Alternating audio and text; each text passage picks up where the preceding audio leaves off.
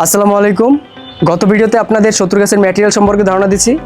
আজকে আমরা ছাদে এসেছি প্র্যাকটিক্যাল আপনাদের শত্রু গাছের সেটআপ দেখিয়ে দেওয়ার জন্য।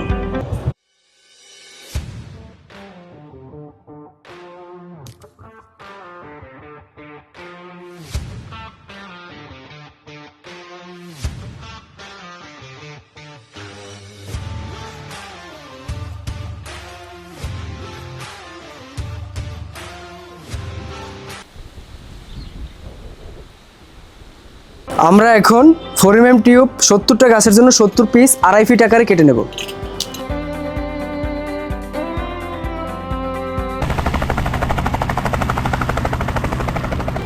ফোরএমএম টিউব 70টা কেটে নিয়েছি। এখন আমরা 4mm টিউবের এক মাথায় অ্যাডজাস্টেবল ড্রিপার দিয়ে দেব, অন্য মাথায় আমরা 4mm স্ট্রেট কানেক্টর দিয়ে দেব। বলো। এই টিউবটার এক মাথায় হবে অ্যাডজাস্টেবল ড্রিপার, এভাবে জয়েন দিয়ে দেব, আর অন্য মাথায় হবে 4mm স্ট্রেট কানেক্টর, এটাভাবে জয়েন দিয়ে দেব। এরপরে ড্রিপারের সাথে যে সাপোর্ট স্ট্যান্ডটা থাকবে সেটা অ্যাডজাস্ট করে জয়েন দিয়ে দেব এভাবে। এরপরে আমরা সেম সেটআপ 70টা গাছের জন্য 70টা টিউবের সাথে অ্যাডজাস্ট করে সেট করে নেব।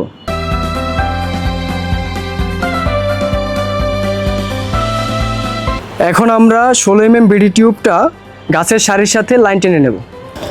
এটা হলো আমাদের মেইন লাইন, যেখানে আমরা এই ট্যাপ কানেক্টর দিয়ে পানি সাপ্লাইয়ের জন্য লাইন তৈরি করব। আমরা মূলত 70 গাছের প্যাকেজে ট্যাপ কানেক্টর, এই ট্যাপ কানেক্টরটা দিয়ে থাকি। এটা আপনি যদি ব্যবহার করতে হয় তাহলে আপনার মেইন লাইনের সাথে অবশ্যই একটা ভালভ থাকতে হবে, যেটার মাধ্যমে আপনি অন অফ করে পানি সাপ্লাই দিতে পারবেন। এখন আমরা সেট আপ করবো ট্যাপ কানেক্টর দিয়ে, যেভাবে মেইন লাইন থেকে পানি সাপ্লাই দেওয়া হবে। এটা হলো ট্যাপ কানেক্টর, সাধারণত এখানে বসবে যখন আপনার এখানে একটা ভালভ থাকবে, ভালভ দ্বারা আপনি অন অফ করতে পারবেন।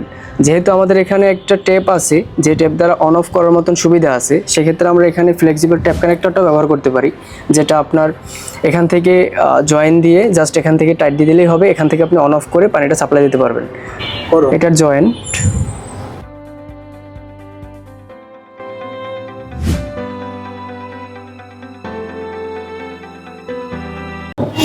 আমরা এখন এই টি কানেক্টর দিয়ে একই লাইন থেকে দুইটা ব্রাঞ্চ বের করব।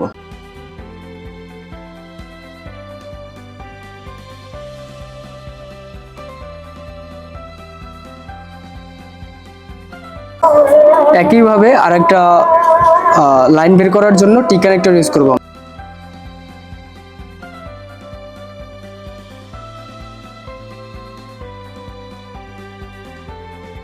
আমরা এখন পাঁচ স্টুলের মাধ্যমে ছিদ্র করে মেইন লাইন থেকে সাব লাইন কানেক্ট করব।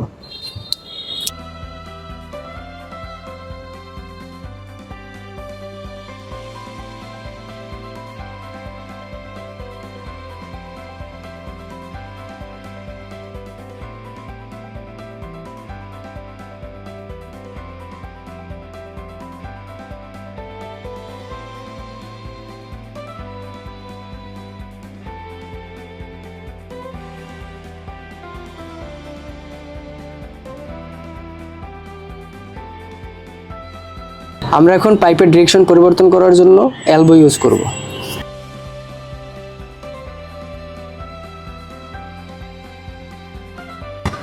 মেইন লাইন থেকে যে দুইটা ব্রাঞ্চ বের হয়েছে, ব্রাঞ্চ দুইটা আমরা এখন হেডলকের মাধ্যমে বন্ধ করে দেব।